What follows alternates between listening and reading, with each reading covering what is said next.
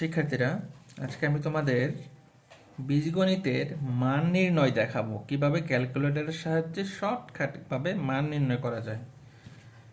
প্রথমে দেখো আমার কি দেওয়া আছে, দেখো x plus one by x সমান সমান 6 হলে এই তিনটি রাশির মান নির্ণয় করতে হবে। দেখো প্রথমে আমার যা দেওয়া ছিল তা আমি ক্যালকুলেটরে উঠিয়ে নেব। কিন্তু আলফা দেব এক্স, এক্স আমার যেই কালারের আসছে ঠিক আলফা ক্লিক করলে আমরা ওই এক্স পেয়ে যাব।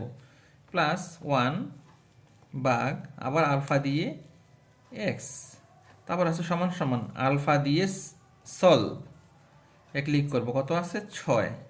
এখন আমরা দেখো সমাধান করার পদ্ধতিটা মনে রাখবো, শিফট ক্যালকুলেশন মানে ক্যালসি, তারপরে ওয়ান সমান চিহ্ন, আবার শিফট ক্যালসি, অর্থাৎ শিফট ক্যালসি দুইবার চাপতে হবে।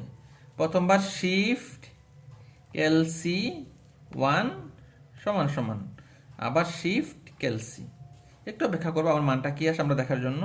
এই এক্স এর মানটা আমরা সমাধান করলাম, এক্স এর মানটা আমার ক্যালকুলেটরে সেভ হয়ে গেল।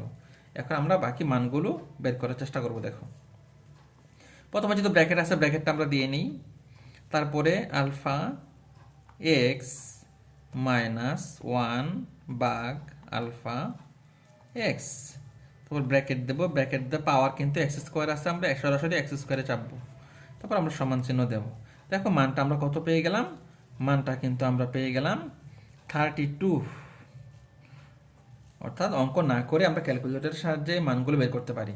আমার কিন্তু এক্সের যে প্রথম মানটা সেভ আছে, কিন্তু আমার যতটা মান দরকার আমরা বের করতে পারবো।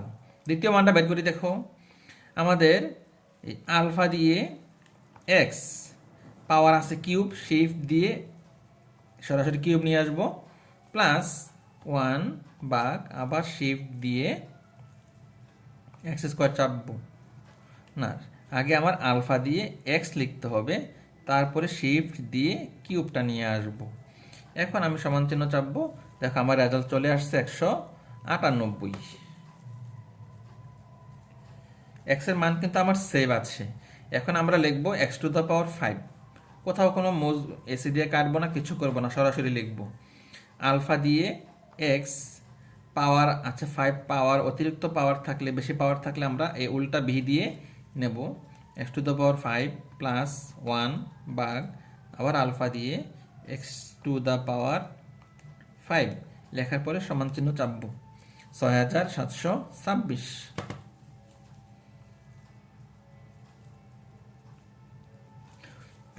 পাওয়ার যতই থাকুক আমরা এই পদ্ধতিতে শর্টকাটভাবে ক্যালকুলেটরের সাহায্যে মান নির্ণয়গুলো করতে পারবো। ভিডিওটি দেখার জন্য তোমাদের অসংখ্য ধন্যবাদ।